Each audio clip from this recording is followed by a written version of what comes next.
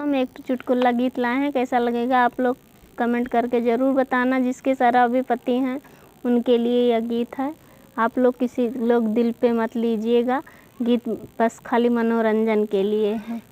रतिया पी के आवे बोतल मोर आवारा बाली माँ, रतिया पी के आवे बोतल मोर आवारा बाली माँ, आवारा बाली माँ मोर आवारा बाली माँ, करे घर ही माँ पावारा मोर आवारा बाली माँ, करे घर ही माँ पावारा मोर आवारा बाली माँ। सोना होइगा महंगा चांदी आँखी ना बुझाल, सोना होइगा महंगा चांदी आँखी ना बुझाल, करबै पितरी पे गुजारा मोर आवारा बाली माँ, करबै पितरी पे गुजारा मोर आवारा बाली माँ, करबै पितरिन पे गुजारा मोर आवारा बाली माँ, करे घर ही माँ पावारा मोर आवारा बाली माँ, करे घर ही माँ पावारा मोर आवारा बाली माँ,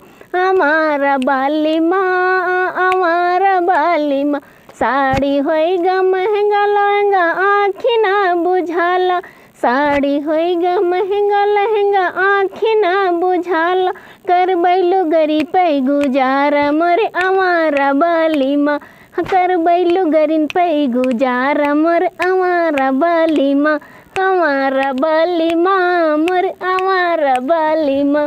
करबै लुगरी पे गुजारा मोर आवारा बाली माँ, करे घर ही मैं पावारा मोर आवारा बाली माँ, पी के आवे आधी रतिया मोर आवारा बाली माँ। आलू होइगा महंगा टमाटर आँखी ना बुझाला, आलू होइगा महंगा टमाटर आँखी ना बुझाल, करबै नमकै पे गुजारा मोर आवारा बाली माँ,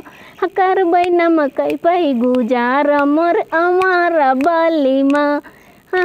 करबै नमकै पे गुजारा मोर आवारा बाली माँ, पी के आवे आधी रतिया मोर आवारा बाली माँ, करे घर ही माँ पावारा मोर आवारा बाली माँ, करे घर ही माँ पावारा मोर आवारा बाली माँ। गीत कैसा लगा आप लोग कमेंट करके ज़रूर बताना।